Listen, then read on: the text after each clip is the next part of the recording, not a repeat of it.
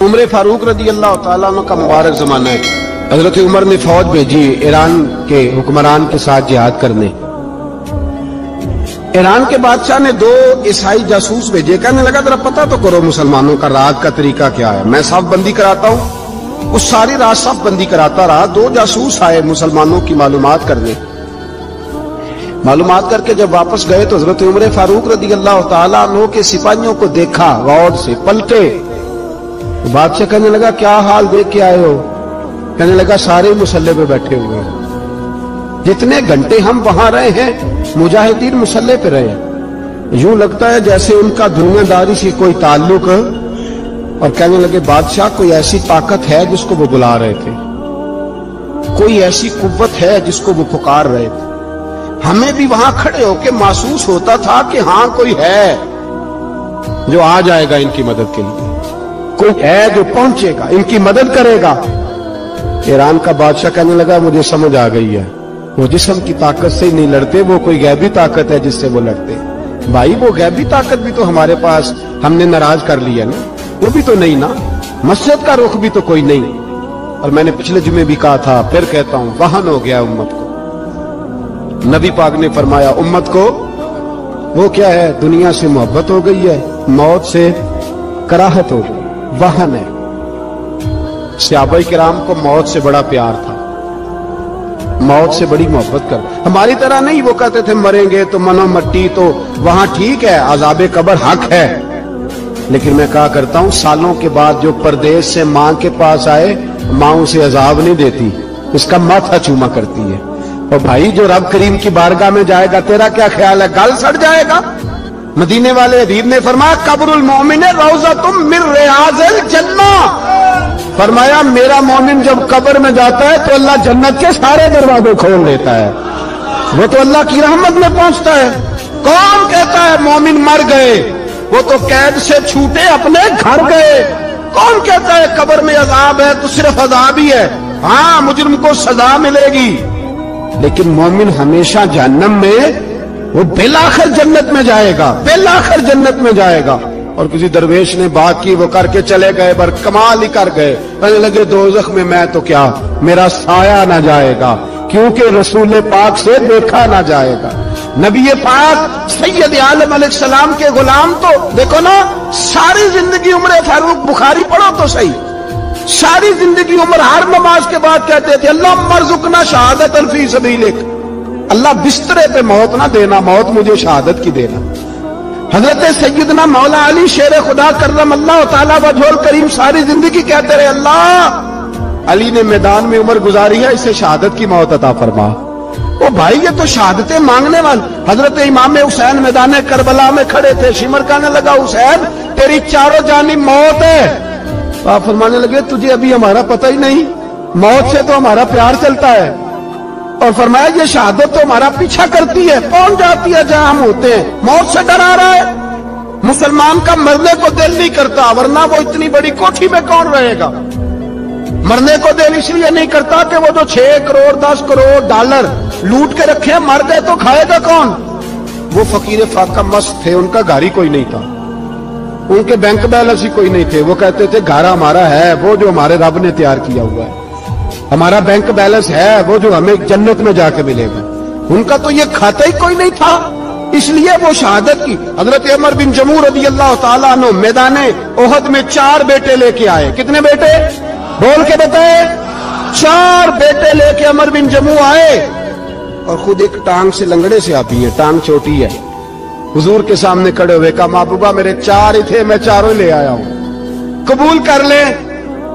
تو حضور نے فرمایا تو کیوں تلوار اوڑے آیا ہے, یہ تو نے کیوں گلے میں اسلحہ ڈالا ہوا ہے؟ کہا یا رسول اللہ میں نے بھی تو جانا ہے نا. تو حضور نے فرمایا 4 بیٹے جو ہیں. حضرت عمر بن جموع نے بات کی, صحابہ کہتے ہیں ہم لبوں سے مسکرا رہے تھے, آنکھوں سے رو رہے تھے, کیا عجیب انداز ہے.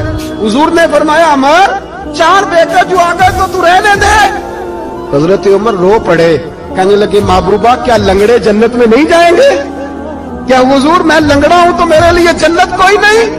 میرے حبیب پاک سید عالم صلی اللہ علیہ وسلم نے فرمایا عمر تو ضرور جنت میں جائے گا. کہا محبوبہ پھر بچے بعد میں جائیں گے, میں پہلے میدان میں جاؤں گا. ایک بی بی 4 بیٹے لے کے آئی احد میں, कहा महबूबा कुल कमाई थी मैं ले आई हूं, मेरे पास कोई और शय होती तो मैं बचा के ना रखती।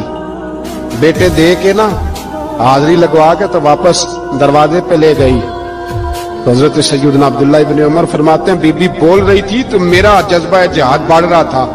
अपने बेटे को कहने लगी मैं तुम्हें हुजूर के पास छोड़ के जा रही हूं, जब तुम मैदान में गिरोगे तो मैं तुम्हें देखने आऊंगी, देखना तुम्हारी पुश्त पे कोई जख्म नजर ना आए, जितने तीर खाने हुए सीने पे खाना, जितने तलवारों के नेजों के जख्म बर्दाश्त करने हुए यहां खाना, पुश्त पे जख्म नजर ना आए। हज़रत अब्दुल्लाह इब्न उमर फरमाते हो बीबी की गुफ्तगू मेरा जज्बा जिहाद बढ़ा रही थी। एक बीबी 3 साल का 4 साल का बेटा लिए रो रही है, ओहद का दिन है। सहेलियां पूछती हैं तू क्यों रोती है? वो कहती है देखो मेरा खामद भी बदर में शहीद हो गया, भाई और बाप भी। दिल करता है कुछ जवान बेटा होता तो आज मुस्तफा के साथ उसे ही भेज देती। कोई जवान मेरे पास है ही 3 साल का तो क्या करूं, 3-4 साल का बच्चा क्या करेगा? पता नहीं क्या दलील आई, अचानक उठी, बेटे को सीने से लगाया, कपड़ा डाला, मस्जिद नबवी पहुंच गई। हजरत बिलाल कहते मुझे मिली, कहने लगी बिलाल मुझे पता है हुजूर तैयारी करा रहे हैं जंग की, पर 2 मिनट अगर मेरी मुलाकात हो जाए। बिलाल हबशी कहने लगे हुजूर हम एक बीबी जिद कर रही है। हुजूर बाहर आए, कहने लगी हुजूर मैं फलां की बेटी, फलां की बहन, फलां की बेवा हूं, मैंने बदर में 3 शहीद दिए हैं, अब मेरे पास ये 3 साल का लाल ही बचा है, बड़ा फख्र है मेरा। लोग मुझे शहीद की बेवा, शहीद की बेटी, शहीद की बहन करते, दिल करता है शहीद की अम्मा भी कही जाऊं तो मेरा बेटा ले ले। सैयदना बिलाल कहते हैं हुजूर मुस्कुराए, कहने लगे ये 3 साल का नौनिहाल क्या करेगा? कहते अम्मा का अजीब जज्बा है।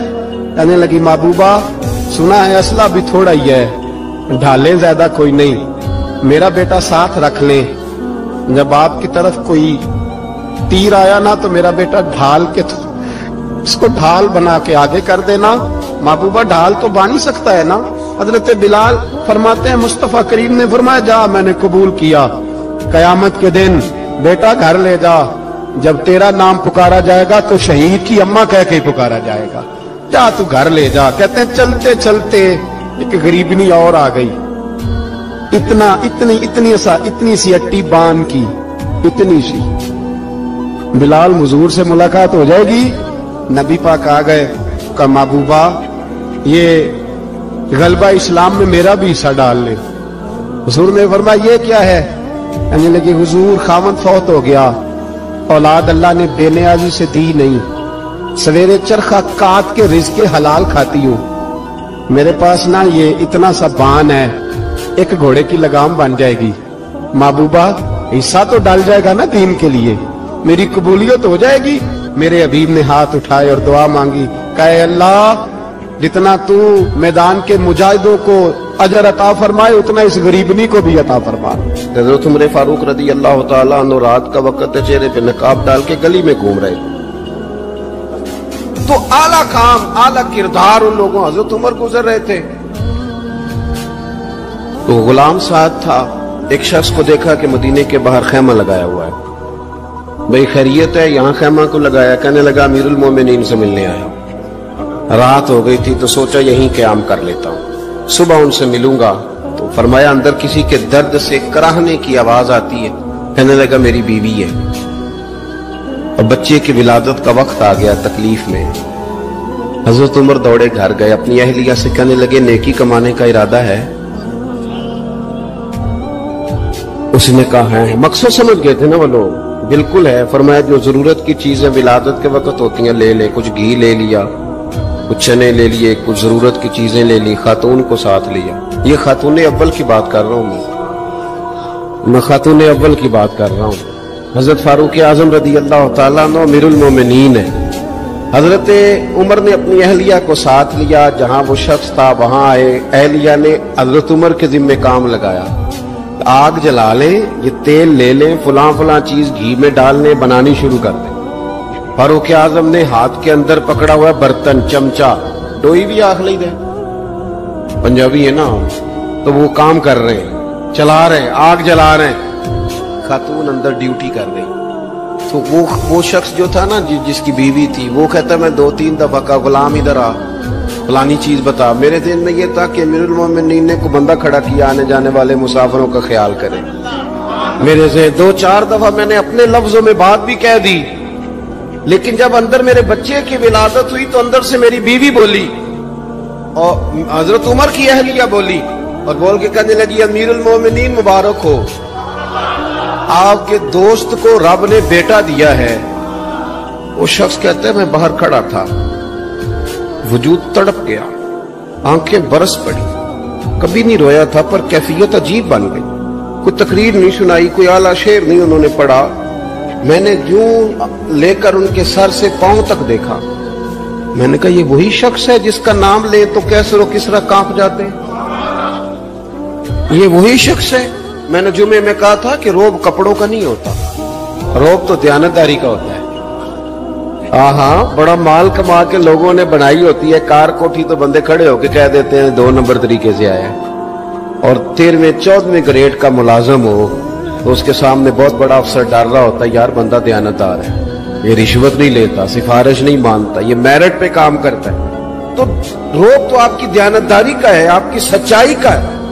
اپنی زندگی میں جو لوگ مقصد سمجھ گئے، مقاصد پا گئے، کچھ کر گئے، ہم ذرا الجھ گئے ہیں. پہلے اتنا شاندار مکان بناتے ہیں، پھر مرنے کو کس کا دل چاہے. اتنی محنت کر کے جو ہے وہ کوٹھی بنائی ہے تو اب چھوڑ کے کون جائے.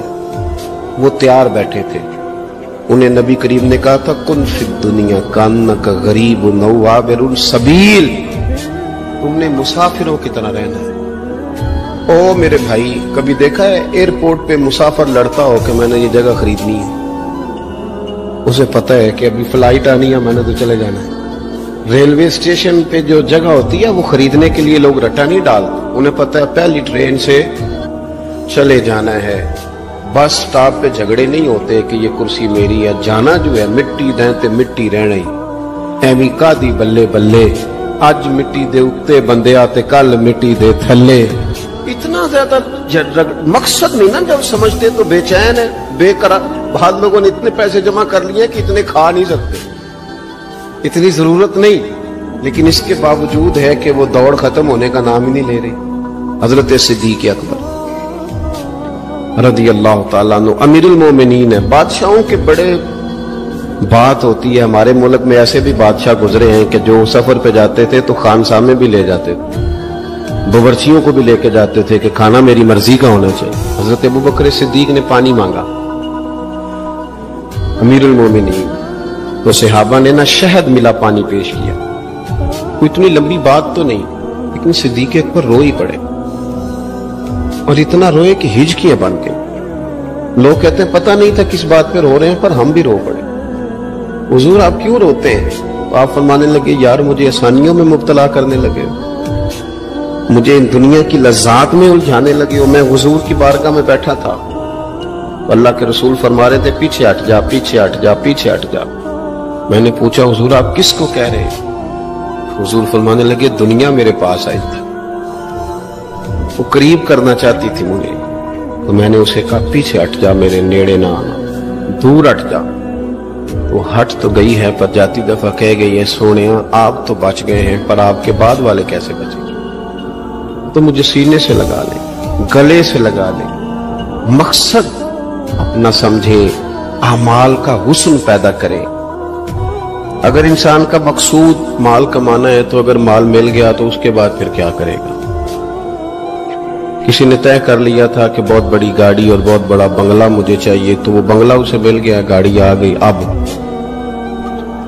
تو مقاصد کیونکہ طے نہیں ہوتے، تو جو چیز انسان چھوٹا سا مقصد طے کرتا ہے وہ اسے حاصل ہو جاتا ہے. میں نے ملک سے باہر جانا ہے، گھر سیٹ کرنا ہے، ساتھ والا پلاٹ لینا ہے، ہو گیا سارا کچھ. تو اب وہ پھر انسان بے چین ہو جاتا ہے، پریشان رہتا ہے، کہتا ہے سمجھ نہیں آتی مطلب مقصود کیا ہے.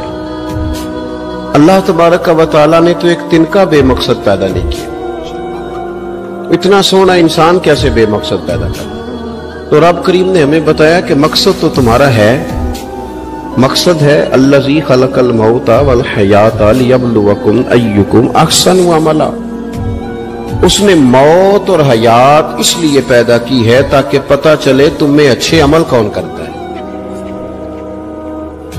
تم کس قدر زیادہ اپنے رب کی عبادت کرتے ہو، کس قدر زیادہ حسن اخلاق کا مظاہرہ کرتے ہو، کس قدر زیادہ لوگوں کی خدمت کرتے ہو، کس قدر زیادہ تم دین کی تبلیغ میں، اشاعت میں، ابلاغ میں، ترویج میں کردار ادا کرتے ہو۔ بامقصد تمہیں بنایا، بامقصد اچھا ترین عمل تم میں سے کون کرتا، اس لیے موت اور حیات پیدا کی تھی کہ تم نے ستھرے سے ستھرے اعمال، بہتر سے بہتر کردار، اعلیٰ سے اعلیٰ تمہارا انداز زندگی۔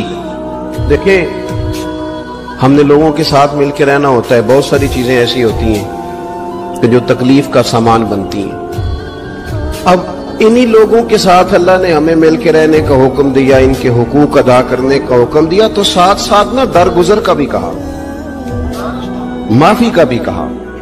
جب انسان معافی کر دینے والا ہو جاتا ہے، درگزر والا ہو جاتا ہے، تو پھر وہ بڑا ہو جاتا ہے، بڑے دل والا ہو جاتا ہے، بڑے حوصلے والا ہو جاتا ہے، بڑے ضرب والا ہو جاتا ہے، اس کی زندگی حسین ہوتی۔ تو یہاں آئے تھے کچھ کام کرنے، وہ جو ہم نے مقصود بنائے تھے نا، مطلب اچھے کپڑے، اچھی دنیا داری، اچھی گاڑی، اچھا موبائل سیٹ، وہ چونکہ مقصود نہیں تھا تو ان چیزوں کے حصول کے باوجود بھی لوگ پریشان ہیں۔ مقصود یہ تھا کہ بہترین عمل، سونا عمل، اعلیٰ ترین عمل، میرے رسول پاک صلی اللہ علیہ وسلم کے غلاموں نے نا وہ عمل کر کے دکھایا۔ اعلیٰ ترین مزاج رکھتے تھے اور اعلیٰ ترین خدمت، یعنی لوگ ان کا کردار دیکھ کے نا، کردار اور عمل دیکھ کے، ہم تو لمبی تقریریں کرتے ہیں، باتیں کرتے ہیں، بڑا کچھ بتانا پڑتا ہے، لیکن وہ بس تھوڑا سا نا لوگ ان کے پاس اٹھتے بیٹھتے تھے، آتے جاتے تھے۔ اتنی دوڑ ہے کہ آگے بڑھ کے اور لینا ہے، اور لینا ہے، عالم مزید کا رٹا، وہ سمجھ گئے ہم نہ اڑے ہوئے ہیں۔ بہت سارے لوگ ایسے ہیں جنہیں صحیح بات کا پتہ چل گیا ہے، وہ فیصلہ کرنے میں دیر کر رہے ہیں۔ انہیں سمجھ آ گئی ہے کہ بہتر یہی ہے کہ میں وقت پہ مسجد آیا کروں، انہیں سمجھ آ گئی ہے بہتر یہ ہے کہ سویرے اٹھ کے نا واٹس ایپ بعد میں دیکھوں، پہلے قرآن پاک کی زیارت کر لیا کروں۔ سمجھ انہیں ہے، سمجھ ہے کہ باتیں زیادہ کرنے سے بہتر ہے درود و سلام زیادہ پڑھا جائے، پتہ انہیں ہے، فیصلہ ہی نہیں کر رہے، ارادہ نہیں بنا رہے، توجہ نہیں کر رہے۔ جب بہت زیادہ بندہ دنیا داری میں الجھ جاتا ہے نا، بہت زیادہ، آسانیاں تو بندے کو جینے نہیں دیتی۔ پہلے انسان کہتا ہے کہ موٹر سائیکل ہو جائے نا تو چلو سفر آسان ہوگا، پھر موٹر سائیکل کہتا ہے ٹائر 2 ہیں، 4 ٹائروں والی ہونا، چلو مہران ہی ہو جائے خیر ہے، لیکن مہران میں بیٹھتے ہی اسے خیال آتا ہے کہ اس کی تو سیٹیں تنگ ہیں، پھر اس سے بڑی گاڑی چاہیے۔ یہ روز دوڑ ہے، بانج فقیروں کسے نہیں ماریا، اے ہوئی چور اندر دا، یہ دوڑ ہے، یہ ختم۔ حضرت ابوبکر صدیق رضی اللہ تعالیٰ عنہ امیر تھے، ہمیں تو نا جی ایک سے ایک کھانا، اور آج یہ نہیں کھانا، آج میری مرضی کا کھانا، یہ میری مرضی کا، یہ میرے بچے کی مرضی کا، یہ فلانے کی مرضی کا، وہ خواہشات کا انبار۔ اور نفس بچے کی طرح ہوتا ہے، خواہش پوری کرو تو فوراً ہی دوسری بھی بتا دیتا ہے، دوسری پوری کرو تو تیسری کی بھی خبر دے دیتا ہے۔ ہم نا چونکہ الجھ جاتے ہیں، پھر وہ الجھاؤ ہمیں باہر نہیں نکلنے دیتے۔ اگر تھوڑا تھوڑا کر کے، میرا مطلب یہ ہے کہ زندہ رہنے کے لیے روٹی کھانی ہے نا، مثلا روٹی کا لطف کتنی دیر ہوتا ہے، جتنی دیر منہ میں چباتے ہیں، اس کے بعد ختم۔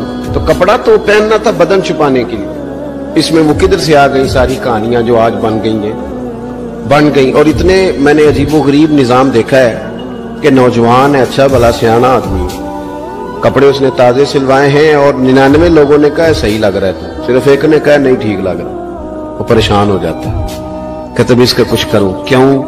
اس لیے کہ یہی سارا مقصود سمجھ لیا ہے، کپڑے پہننا، اسی میں الجھ جانا۔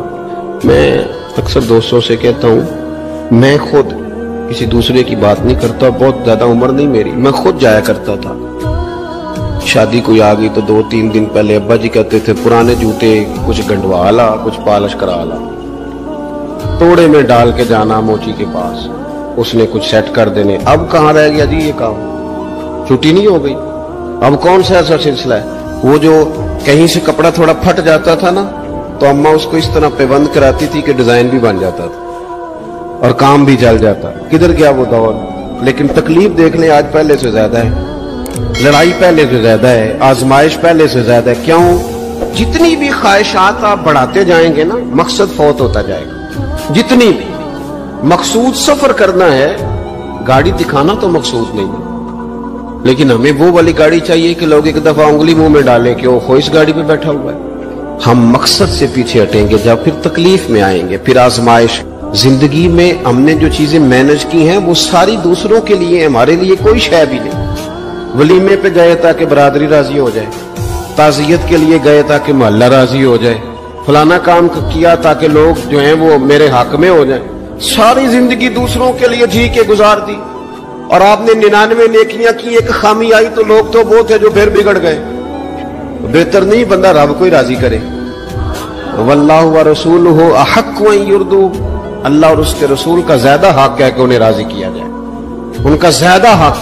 अपनी जिंदगी में मामलात को तरतीब दें, एक मखसूस ज़ेन बनाएं। इतना सवेरे कुरान शरीफ पढ़ना है, इतना दरूद पाक, और ये राज हो हमारा और हमारे रब का, ये राज हो। इतनी देर मुसल्ले पे बैठना है। मेरे एक दोस्त है डॉक्टर साहब, में बैठा था तो वो एक शख्स को कह रहे थे तेरे दिल में कुछ बातें हैं, निकाल दे ताकि तेरी टेंशन रिलीज हो जाए, तेरी सेहत ठीक हो जाएगी। तो बंदा कह रहा था अच्छा ठीक है डॉक्टर साहब। तो मैंने कहा कि अगर आप इजाजत दें तो एक बात मैं भी कर लूं।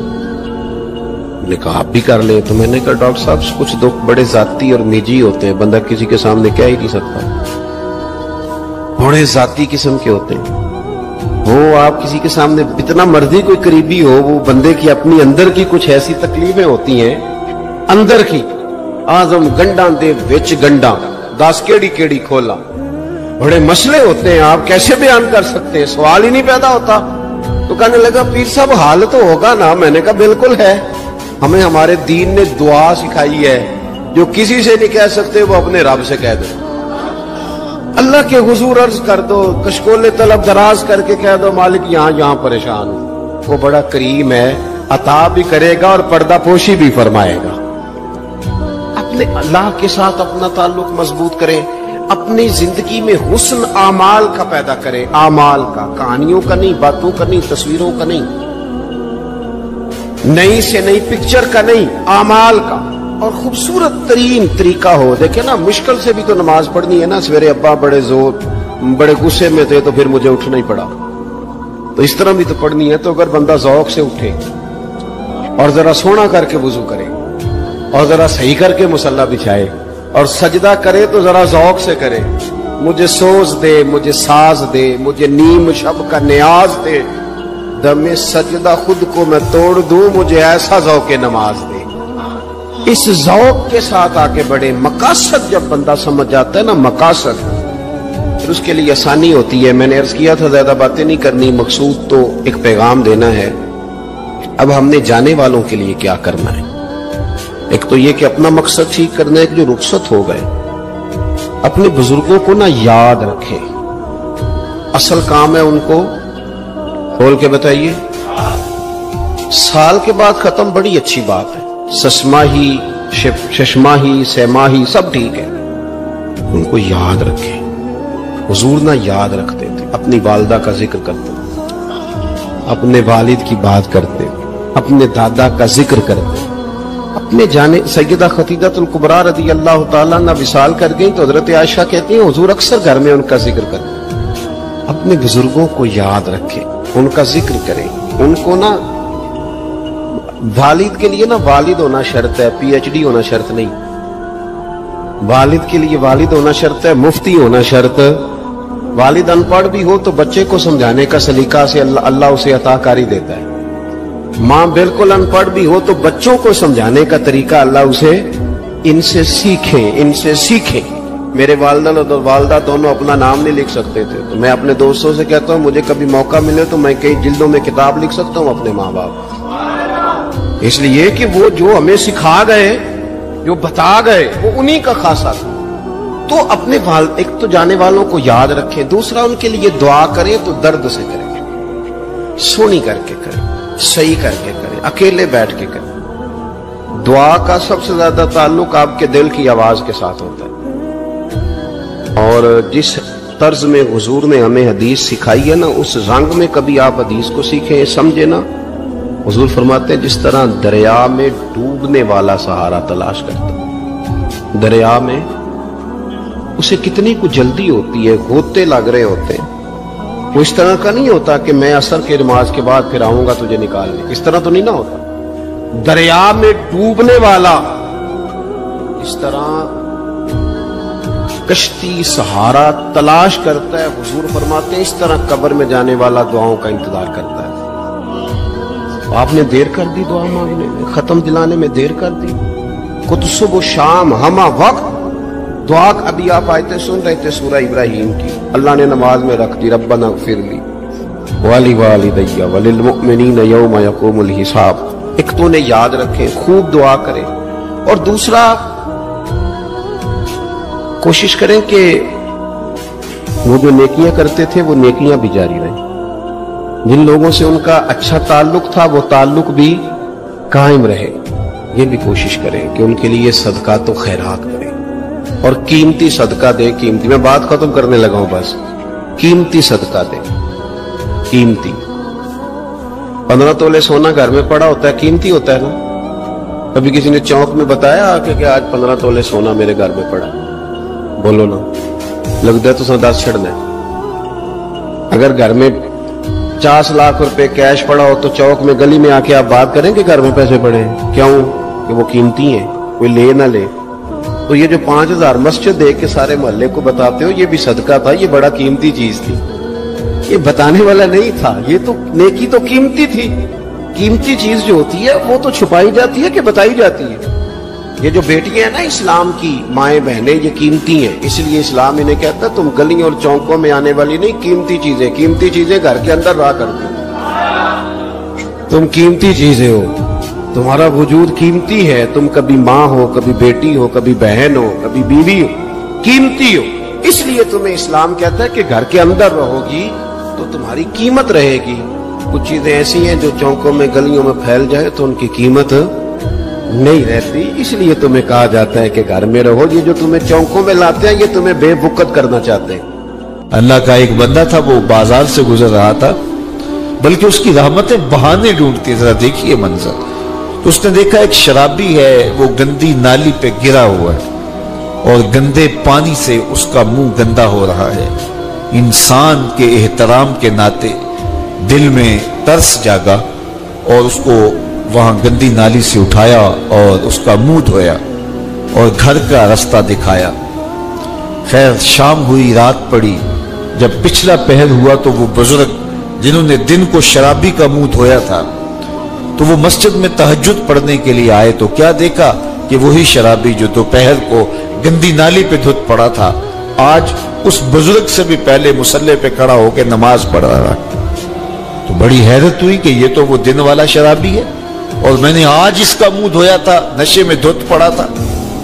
تو حیرت کا اظہار کیا تو حاطف سے آواز آئی، میرے بندے تو نے اس کا منہ دھو دیا تھا، میں نے اس کا دل دھو دیا ہے۔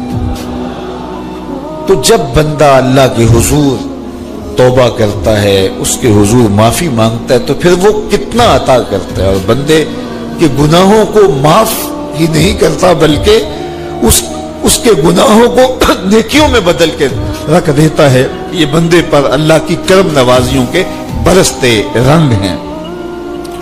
التائب من الذنب کمن لا ذنب لہ، گناہ سے توبہ کرنے والا ایسا ہوتا ہے جیسے اس نے گناہ کیا ہوا ہی نہیں۔ حدیث پاک میں آتا ہے کہ قیامت کے دن ایک شخص اپنا نامہ اعمال کھولے گا اور اسے فرمایا جائے گا کہ اپنے نامہ اعمال کو پڑھو، تو وہ نامہ اعمال پڑھنا شروع کرے گا۔ اب اس نے بڑے بڑے جرم کیے ہوں گے اور چھوٹے چھوٹے گناہ بھی کیے ہوں گے، اب اللہ سے حیا کرتے ہوئے، شرم کرتے ہوئے جو بڑے گناہ ہیں ان کو چھوڑتا جائے گا، صرف نظر کرتا جائے گا اور چھوٹے چھوٹے گناہ پڑھتا جائے گا۔ جب وہ سارا نامہ اعمال پڑھ چکے گا تو آواز آئے گی، بندے جا، میں تیرے سارے گناہوں کو بدل کے نیکیوں میں تبدیل کر دیا۔ تو وہ کہے گا، اے اللہ ابھی تو میرے بڑے بڑے گناہ رہتے تھے جو میں نے ابھی پڑھے ہی نہیں۔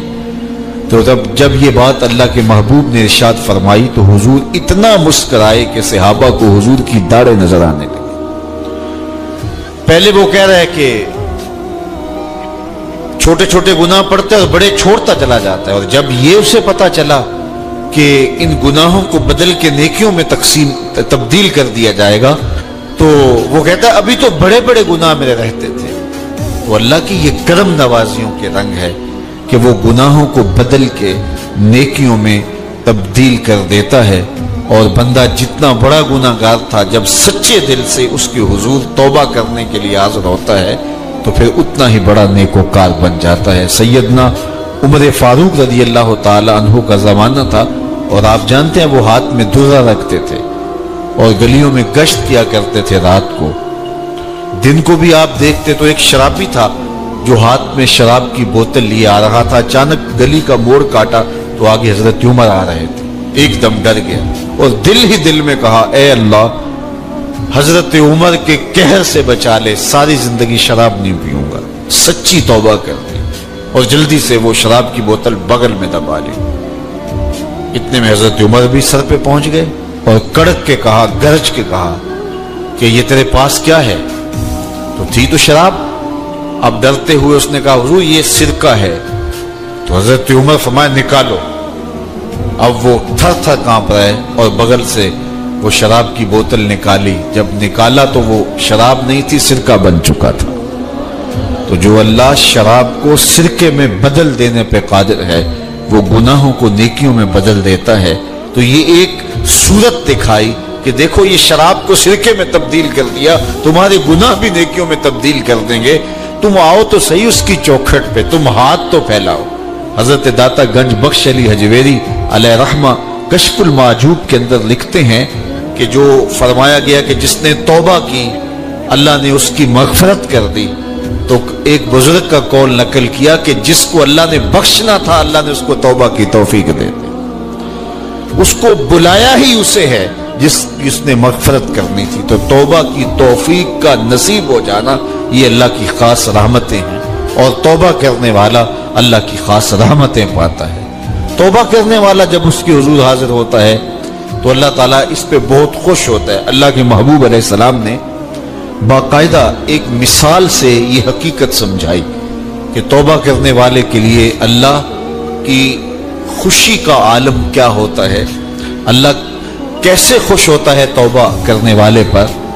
تو حضور نے ارشاد فرمایا ایک بندہ لمبا سفر کر کے اور صحرا کے اندر ایک لمبے سفر پہ تھا، تو راستے کے اندر اس نے چند لمحوں کے لیے سستانے کے لیے، دوپہر کاٹنے کے لیے ایک درخت کے ساتھ اپنا جانور باندھا اور خود سو گیا۔ اس کا خیال تھا چند لمحوں کے لیے آنکھوں کی نیند نکالوں گا اور آگے بڑھ جاؤں گا، اس لیے اس نے سامان بھی سواری اونٹ کے اوپر جو لدا ہوا سامان تھا، اس میں کھانا تھا، پینا تھا، دیگر ضروریات کی چیزیں تھی، تو وہ بھی نہیں اتارا، کجاوے پر ہی پڑا رہا کہ چند لمحوں کے لیے میں نے کمر سیدھی کرنی اور آگے چلے جانا ہے۔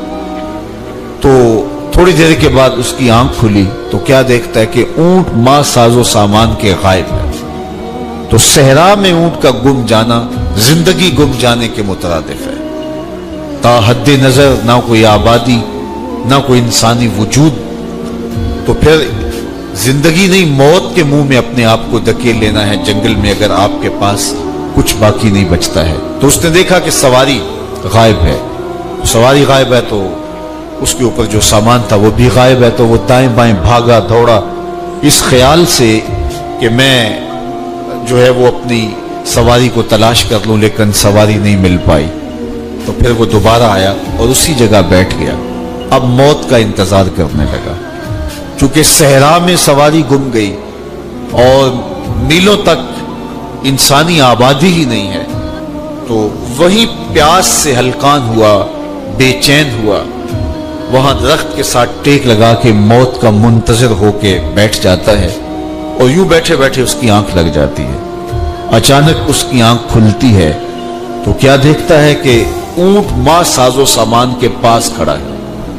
تو اونٹ کا ملنا زندگی مل جانا تھا، تو وہ اتنا خوش ہوا کہ خوشی سے اس کی زبان بل کھا گئی وہ کیا کسی نے کہا نا کہ جب بھی تیری قربت کے امکان نظر آئے ہم اتنے خوش ہوئے کہ پریشان نظر آئے. تو کہنا تو یہ تھا کہ اے اللہ تو میرا رب اور میں تیرا بندہ، لیکن وہ خوشیوں کے ہجوم میں درک گیا اور کیا کہتا ہے اللہم انت عبدی وانا ربک، اے اللہ تو میرا رب، تو میرا بندہ اور میں تیرا رب. تو اس قدر وہ خوشیوں میں درک گیا کہ اس کو اپنی زبان پہ قابو اور کنٹرول نہ رہا. کسی کے آنے سے ایسے ہوش اڑے ساقی کے، شراب سیخ پہ ڈالی اور بوتل میں کباب. تو کہتا اللہم انت عبدی وانا ربک، تو میرا بندہ اور میں تیرا رب. تو یہ اس کی زبان قابو میں نہ رہی اور وہ بل کھا گیا، خوشیوں کا ہجوم ایسا ہوا.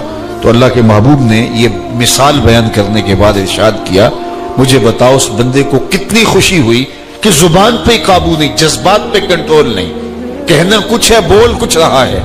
تو صحابہ نے عرض کی حضور بہت خوشی ہے.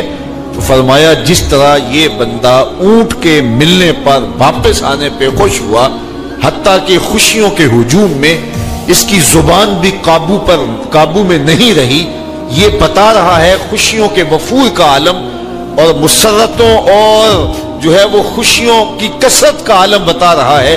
تو فرمایا یہ بڑا خوش ہوا جب کوئی بندہ پلٹ کے مالک کی دہلیز پہ آتا ہے، اللہ اس سے بھی زیادہ خوش ہو کہ میرا بندہ میری چوکھٹ پہ آ گیا. تو پھر اللہ یہ نہیں دیکھتا کہ اس کے گناہ کتنے، سمندر کی جھاگ کے برابر بھی گناہ ہو تو معاف کر دیے جاتے ہیں، اس لیے کہ میرا بندہ پلٹ کے میری چوکھٹ پہ آیا.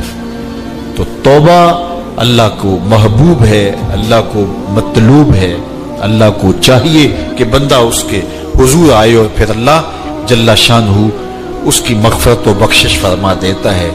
یہ موسم نور کے موسم ہے. عام دنوں میں بھی توبہ کرو، دن میں کرو یا رات کو کرو، کسی بھی مقام پہ توبہ کرو، اللہ معاف کر دینے والا ہے. لیکن یہ خاص ایام تو ایسے ہیں کہ اللہ کی رحمتیں بندوں کو معاف فرما دیتی ہیں، اور اگر کوئی توبہ کا جو ہے وہ دامن پکڑ کے آ جائے، اس کے حضور حاضر ہو جائے، تو پھر اللہ تعالیٰ جل شانہ بندوں کی خطائیں بھی معاف کرتا ہے اور ان کے گناہوں کو بدل کے نیکیوں میں تبدیل کر دیتا ہے. خوش نصیب ہیں وہ لوگ جو ان بابرکت ایام میں اپنی بخشش کا سامان کر لیتے ہیں، اور ان سے بڑا بدبخت بھی کوئی نہیں جو ان سہانے موسموں میں بھی پیاسے رہتے ہیں اور ان موسموں میں بھی ان کی بخشش و مغفرت نہیں ہو پاتی. رت سہانی ہو، موسم اچھا ہو، تو مجھے بتاؤ کہ جو اس موسم میں بھی اپنے آپ کو محروم رکھے تو اس سے بڑی بد نصیبی کیا ہوگی. اللہ کے محبوب علیہ السلام نے منبر کی تینوں سیڑھیوں پہ قدم رکھتے ہوئے آمین آمین پکارا. تو حضور علیہ السلام سے عرض کیا گیا یا رسول اللہ صلی اللہ علیہ وسلم، ہر سیڑھی پہ قدم رکھتے ہوئے آپ نے آمین کہا، تو آپ نے کس بات پہ آمین کہا؟ فرمایا جبریل امین حاضر خدمت ہوئے اور انہوں نے کہا اس شخص کی ناک خاک آلود ہو جو ماہ صیام رمضان المبارک کو پائے اور اپنی بخشش نہ کروا سکے. تو میں نے اس پہ آمین کہا کہ اتنا مقدس مہینہ نصیب ہو، اتنا سہانا موسم آئے اور وہ پھر جہاں کھڑا تھا وہی کا وہی کھڑا رہے. میں اور آپ اپنا محاسبہ کر سکتے ہیں. موسم رحمت اور فصل نور رمضان المبارک اپنا آدھا سفر طے کر چکا ہے. یہ مبارک مہینہ آدھا سفر اس کا بھی باقی ہے. تو میں اور آپ ذرا اپنے آپ کو اپنے ضمیر کی عدالت میں کھڑا کر کے اپنے آپ کو دیکھ کر کے دیکھیں، سوچیں کہ ہم نے ان 15 دنوں کے اندر کتنا سفر طے کیا. 29-30 شعبان کو ہم جہاں کھڑے تھے، کیا ہم آج بھی وہیں کھڑے ہیں یا ہمارا کچھ سفر بہتری کا ہوا ہے؟ اور اگر ہم وہیں کے وہیں کھڑے ہیں تو پھر ابھی وقت ہے ہم بقیہ 15 دنوں میں اللہ کی رضا جوئی کے لیے کوشاں ہو جائیں، ورنہ کتنی بڑی وعید ہے. جبریل دعا کر رہے ہیں اور اس پہ حضور آمین کہہ کے مہر لگا رہے ہیں. اس شخص کی ناک خاک آلود ہو جو ماہ صیام کو پائے اور اپنی بخشش نہ کروا سکے. مجھے اور آپ کو پتہ ہے کہ ہم کہاں کھڑے ہیں. بلل انسان علی نفسہ بصیرہ ولو القی معاذیرہ. انسان خود اپنے آپ کو جانتا ہے کہ میں کہاں کھڑا ہوں. وہ اپنے آپ کو خود دیکھتا ہے. ایک تو فیصلہ قیامت کے دن ہوگا, نامہ اعمال تولے جائیں گے, اور نامہ اعمال کے تلنے کے بعد پتہ چلے گا نیکیاں کتنی ہیں اور برائیاں کتنی ہیں. لیکن ایک ہم اپنے ضمیر کے اندر ترازو گاڑ کر کے اپنے عمل تول سکتے ہیں, اور ہمیں پتہ ہے ہم نے نیکیاں کتنی کی, ہمیں پتہ ہے ہم نے برائیاں کتنی کی. جو نیکیاں کی ان میں اللہ کی رضا کے لیے کتنی کی, لوگوں کے دکھاوے کے لیے کیا کیا, خواہش نفس کے لیے کیا کیا. لوگ اس کو نیکی سمجھتے رہے, لیکن ہم تو سمجھتے ہیں وہ نیکی ہے کہ نہیں ہے. اس طرح جو برائیاں کی وہ تو برائیاں ہیں. تو میں اور آپ اپنے ضمیر کی عدالت میں ترازو گاڑ لیں اور اپنے اعمال کو ابھی تول لیں. فرمایا گیا حاسبو قبل ان تحاسبو, قبل اس سے کہ تمہارا حساب کیا جائے تم اپنا حساب پہلے ہی کر لو. تو اپنے اندر کی ستھرائی, اپنے اندر کی پاکیزگی. ایک مفسر نے بڑی خوبصورت خسارے کی بات کی. وہ کہتا ہے کہ خسارہ یہ ہے کہ ایک شے کو ایک حسن دیا گیا ہے, دوسرے حسن سے اسے محروم رکھا گیا ہے, تو وہ شے کہتی ہے کہ میں خسارے. مثال کے طور پہ یہ پھول ہی ہیں, ان میں خوشبو ہے لیکن روشنی نہیں ہے. اندھیرے میں رکھ کے چراغاں نہیں کیا جا سکتا. چاند میں روشنی ہے لیکن خوشبو نہیں. تو چاند کہتا ہے میں خوشبو کے خسارے میں ہوں, پھول کہیں گے میں روشنی کے خسارے میں ہوں. اسی طرح بلبل کہتے ہیں میری آواز میں تو جادو ہے لیکن میرے پنجوں میں زور نہیں ہے. شیر کہتا ہے میرے پنجوں میں تو زور ہے لیکن میں اڑنا نہیں جانتا. کوئل کہتی ہے میری آواز میں تو جادو ہے لیکن رنگ میرا کالا ہے. مور کہتا ہے میرا رنگ بڑا سونا لیکن میرے پاؤں بدصورت ہے. ہر شے کسی نہ کسی طرح خسارے میں. انسانوں کو دیکھ لیں, ایک بچے سے پوچھ لیں, وہ کہتا ہے میرے پاس بچپنے کی معصومیت تو ہے تو لیکن میرے پاس جوانی کا زور نہیں ہے. ایک جوان سے پوچھیں, وہ کہتا ہے میرے پاس جوانی کا بانک پن تو ہے لیکن میرے پاس بڑھاپے کے تجربے نہیں. ایک بوڑھے سے پوچھیں, وہ کہتا ہے میرے پاس بڑھاپے کے تجربے تو قطار اندر قطار ہیں لیکن میرے پاس اب بچپنے والی معصومیت نہیں رہی. وہ اپنی خوشی سے آنا, وہ اپنی خوشی سے جانا. اقبال نے کہا تھا جنبش زنجیر در سے لطف آتا تھا مجھے. کوئی کنڈا بھی ہلا کے چلا جاتا تو اس سے بھی بچہ لطف کشید کرتا ہے. آج تو نغمے نہیں نہ بہلاتے, اس وقت وہ زنجیر کا ہلنا بھی طبیعت کے اندر ایک کیفیت پیدا کر دیتا تھا. اپنے جل جانے کا بھی احساس نہیں تھا, جلتے ہوئے شعلوں کو چھیڑا کرتے تھے. اب تو ایک آنسو بھی باعث رسوائی ہے, بچپن میں جی بھر کے رویا کرتے تھے. آج دنیا چاند پہ پہنچنے کے لیے بے چین ہے. کیسا زمانہ تھا جب خود ہی چاند ہوا کرتے تھے. آج دنیا عالی نصب محل بنا کر کے بھی اتنی تسکین نہیں پاتی, لیکن کیسا زمانہ تھا کہ گلی میں کوئی ریت پھینک جاتا تو بچہ پاؤں کے اوپر ریت تھپک پھر ہولے سے پاؤں نکال لیتا. اگر وہ گروندہ بچ جاتا تو اتنی خوشی ہوتی.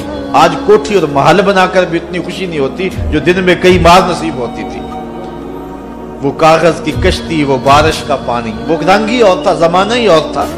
تو وہ کہتا میرے پاس تجربے تو قطاروں میں ہیں لیکن کیا کروں, میرے پاس اب بچپنے کی وہ معصومیت نہیں رہی, لہٰذا میں خسارے. اس طرح ہر شے کسی نہ کسی طرح خسارے. ایک عالم کہتا ہے کہ میرے پاس علم کا نور تو ہے لیکن میرے پاس سحری کے سجدے نہیں ہیں. ایک شب زندہ دار کہتا ہے میرے پاس سحری کے سجدے تو ہیں لیکن میرے پاس علم کا جمال نہیں ہے. ایک خوشگلو شخص کہتا ہے میرے پاس جو ہے وہ گلے کا جمال تو ہے لیکن میرے پاس تحقیق کا وہ جوہر نہیں ہے. اور ایک محقق کہتا ہے میرے پاس تحقیق کے آبگینے اور تحقیق کے جو ہیں وہ میدان میں میرے پاس شاہ سواری تو ہے لیکن کیا کروں, تحقیق میرے اندر ہی ہے. میرے لہجے کے اندر وہ آواز میں وہ بانک پن نہیں ہے کہ میں اپنی بات کو لوگوں تک اچھے انداز سے پہنچا سکوں. تو ہر شے کسی نہ کسی طرح خسارے میں ہے. کسی کو کسی شے کا خسارہ, کسی کو خوشبو ہے روشنی کا خسارہ, کسی کے پاس روشنی ہے خوشبو کا خسارہ, کسی کے پاس علم ہے لیکن اس کو جو ہے وہ آواز کا خسارہ, کسی کے پاس آواز ہے لیکن اس کو علم کا خسارہ, کسی کے پاس بچپن ہے تو بڑھاپے کا خسارہ, بڑھاپا ہے تو بچپنے کا خسارہ. ہر شے کسی نہ کسی طرح خسارے میں ہے. لیکن پھر خود ہی کہتا ہے اگر تمہیں شوق ہو کوئی ایسی ذات بھی دیکھے جس میں کوئی خسارہ نہ ہو, حسن کی ساری شوخیاں, جمال کے سارے کرینے, اگر ایک پیکر میں دیکھنے کا شوق آ جائے تو کہتا آؤ مدینے کی گلی میں آ جاؤ، رب نے ایک محمد ایسا بنایا ہے جس میں کوئی شے چھوڑی نہیں، سارے حسن اکٹھے کر دیے۔ حسن یوسف دم عیسیٰ ید بیضا داری، ہما دارند آنچ خوباں تو تنہا داری۔ تم نے پھوٹتے ہوئے جھرنوں کا حسن دیکھا ہوگا، تم نے بہتی ہوئی ندیوں کا جمال کشید کیا ہوگا، تم نے پربتوں پر اگے ہوئے جو ہے وہ درختوں کا لطف اٹھایا ہوگا، تم نے ساون کے موسموں میں سرمئی بادلوں کا مزہ لیا ہوگا، برستی برکھا کا لطف بھی اٹھایا ہوگا، تم نے جو ہے وہ مرغزاروں، لالا زاروں، کوساروں، جوئے باروں کا لطف بھی اٹھایا ہوگا۔ لیکن یہ سارے حسن ایک پیکر میں دیکھنے کا شوق ہو تو اللہ تعالیٰ فرماتا ہے میں نے اس کے لیے ایک ہی ذات بنا دی۔ حسن کائنات کو اگر اکٹھا کیا جائے تو مجموعے کا نام محمد عربی صلی اللہ علیہ وسلم۔ ہر شے خسارے میں الا الذین آمنوا وعملوا الصالحات وتواصوا بالحق وتواصوا بالصبر۔ اب ہر خسارے میں، خسارے سے بچے گا کون؟ جس کے پاس چار دولت، الا الذین آمنوا وعملوا الصالحات وتواصوا بالحق وتواصوا بالصبر۔ پہلی چیز ایمان ہے جس کے پاس، کیونکہ ایمان سب سے بڑی متاع ہے۔ ایک شخص کے پاس دنیا کی ہر دولت موجود ہے، ہر آسودگی موجود ہے، جو خواہش کرتا پوری ہوتی ہے، لیکن اس کے پاس دولت نہیں ہے، وہ کوڑی کا شخص نہیں ہے۔ ایک شخص کے پاس جھونپڑی ہے، رہنے کے لیے مکان بھی نہیں ہے، لیکن اس کی حالت یہ ہے کہ سینہ ایمان سے جگمگا رہا ہے، تو وہ خوش نصیب ہے زمانے کا۔ سب سے بڑی دولت اس دنیا پہ کمایا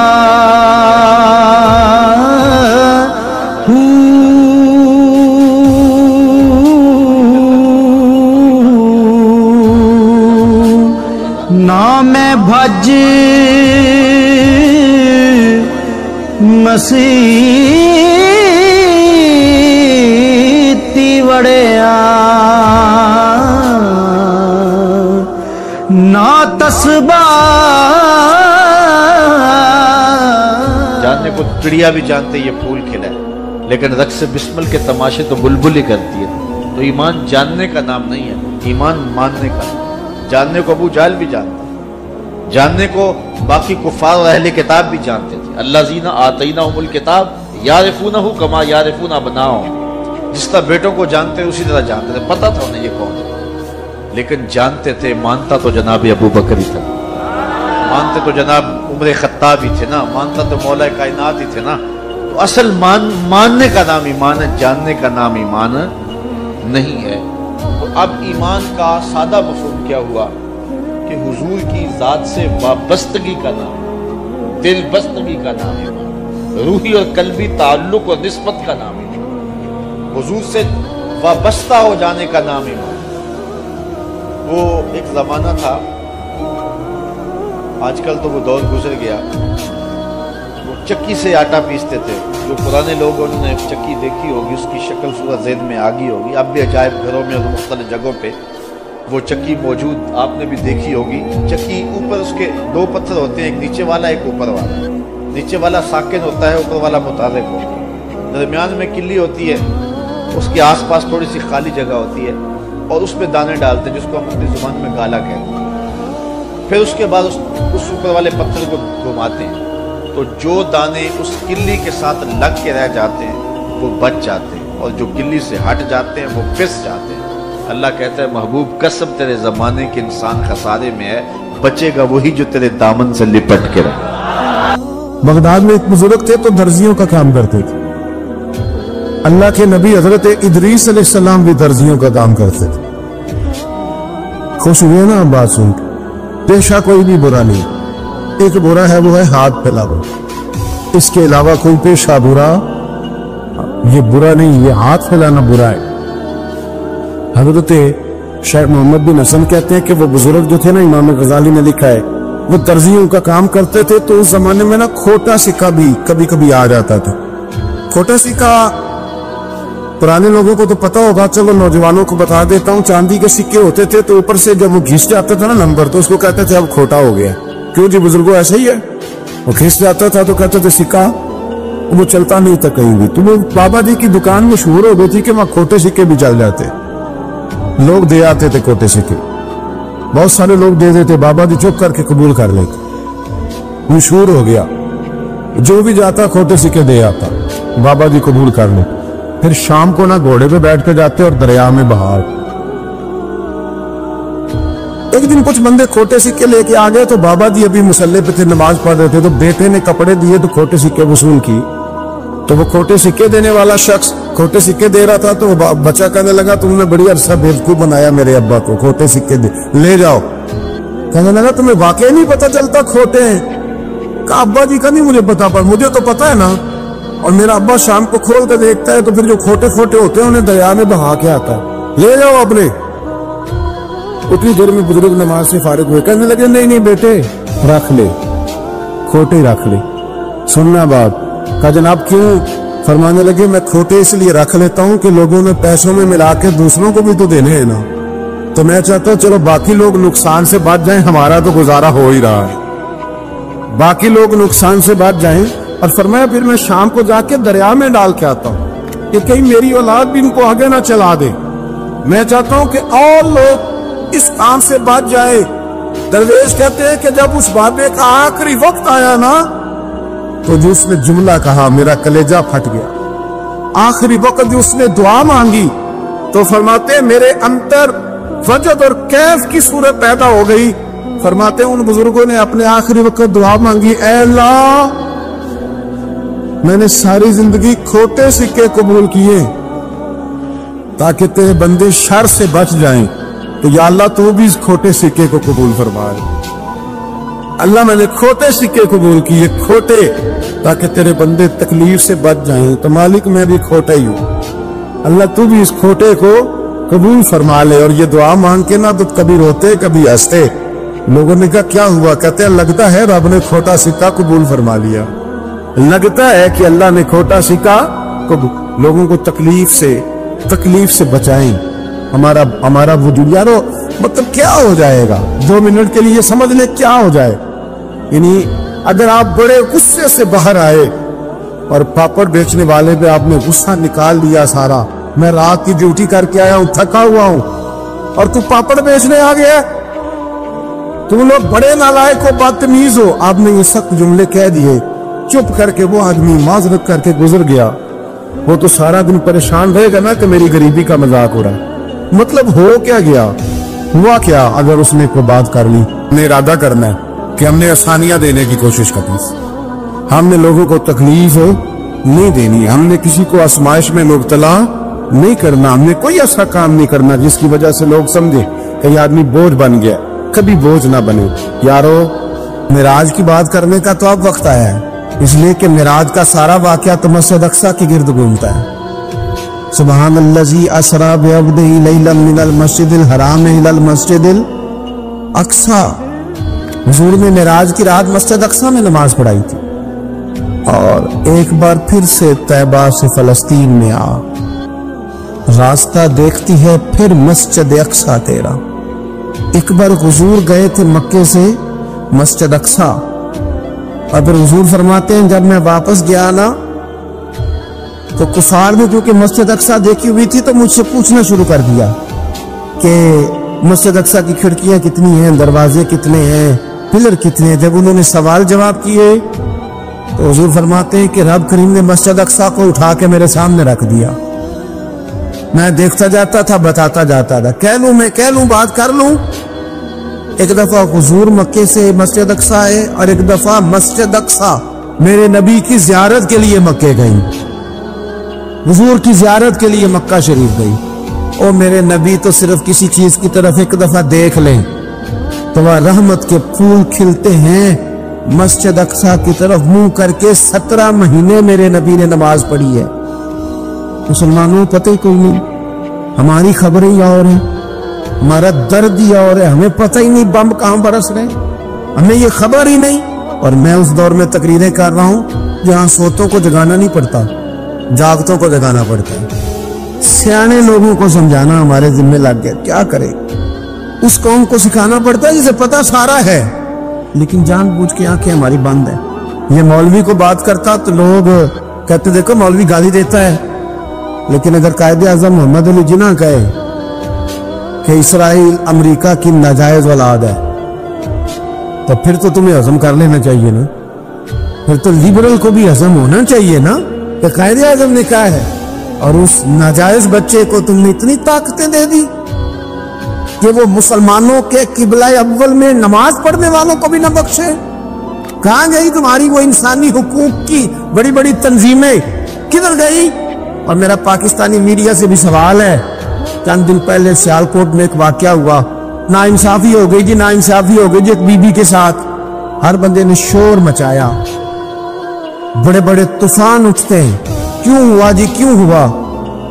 تو مسجد اقصیٰ کی توہین ہو گئی تو پھر طوفان کیوں نہیں اٹھا؟ ٹاک شو کیوں نہیں ہوئے؟ بحثیں کیوں نہیں ہوئی؟ میں اس موم بتی مافیا کا کیا کروں؟ ان لبرل لوگوں کا کیا کروں؟ ان کے سپورٹروں ووٹروں کا کیا کروں؟ ان سیاسی جماعتوں کے کارکنوں کو کیا نام دوں کہ جو ان فضول بحثوں میں تو وقت ضائع کرتے ہیں، اور وہ مسجد اقصیٰ اس کے بارے میں میرے نبی پاک صلی اللہ علیہ وسلم سے ایک صحابیہ نے پوچھا، کہا یا رسول اللہ مسجد اقصیٰ میں نماز پڑھنا کتنا کو بہتر ہے باقی نمازوں کے مقابلے میں؟ تو حضور نے فرمایا 1000 گنا بہتر ہے۔ بی بی عرض کرنے لگی، سونیا میں جا تو نہیں سکتی، دل بڑا کرتا ہے۔ حضور نے فرمایا جا نہیں سکتی تو وہاں تیل ہی بھجوا دے، جس میں حاضری لگوانے کی حضور بات کریں جس مسجد میں۔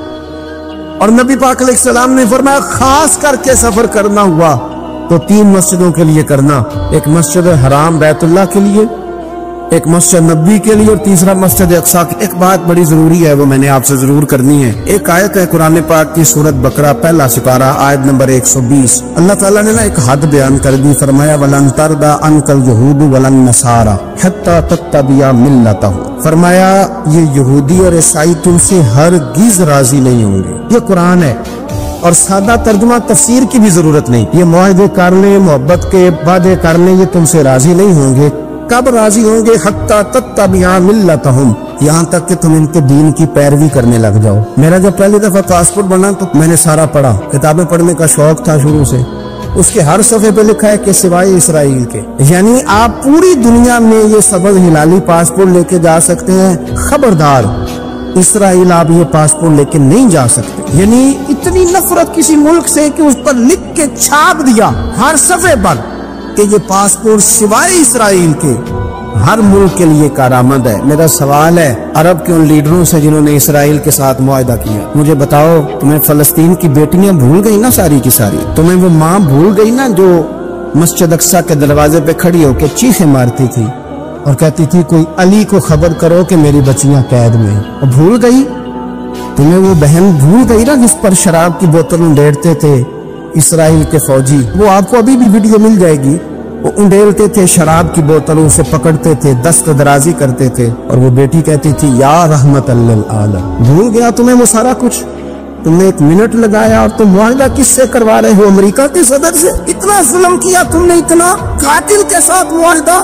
کیا سمجھتے ہو فلسطین والوں کا کوئی والی وارث نہیں؟ سنو، میرے رسول کریم صلی اللہ علیہ وسلم نے فرمایا میرا کوئی مالدار امتی دنیا سے چلا جائے، پیسے جائیدادیں چھوڑ کے جائے تو اس کی اولاد میں بانٹ دینا، لیکن اگر اس کے ذمہ قرضہ ہو تو میرے پاس آ جانا، میں اپنے امتی کا قرض ادا کروں گا۔ جس کا کوئی وارث نہیں ہوتا مدینے والا اس کا وارث ہوتا ہے، میں قرض دوں گا اپنے امتی کا۔ کیا سمجھتے ہو فلسطینی لاوارث ہے؟ صبح قیامت نبی پاک تم سے سوال کریں گے، تمہیں اللہ کے حضور حاضری دینی ہے۔ کیوں نہیں صلح کرتا اسرائیل فلسطین کے ساتھ؟ لبنان کے ساتھ دوستی کیوں نہیں کرتا؟ شام سارا کٹ گیا اسرائیل کی وجہ سے، اور آج تمہیں خیال آیا ان کے ساتھ معاہدہ کرنے کا؟ ہمیں سبق پڑھاتے ہو خدا سے ڈرو، اور پھر اقبال کہتے ہیں مسلمانوں سے مایوس نہ ہونا، حکمرانوں سے زیادہ امیدیں بھی نہ لگانا۔ وہ جو چھوٹے چھوٹے لوگ نکلے تھے نا صحرا سے، بظاہر غریب تھے، بظاہر ان کے پاس مال نہیں تھا، وہ خالد بن ولید جیسے، وہ سعد بن ابی وقاص جیسے، بظاہر ان کے پاس زیادہ اسلحہ نہیں تھا۔ اقبال کہنے لگے مایوس نہ ہونا، یہ نہیں کہنا بن کچھ نہیں سکتا، فرمانے لگے رات میں نے سنا ہے فرشتے آپس میں باتیں کر رہے۔ واہ اقبال تیرا بھی انداز کتنا نرالا ہے۔ کہنے لگے رات فرشتے آپس میں باتیں کر رہے تھے، میں نے سن لی ہے۔ بھلا وہ کیا کہہ رہے تھے؟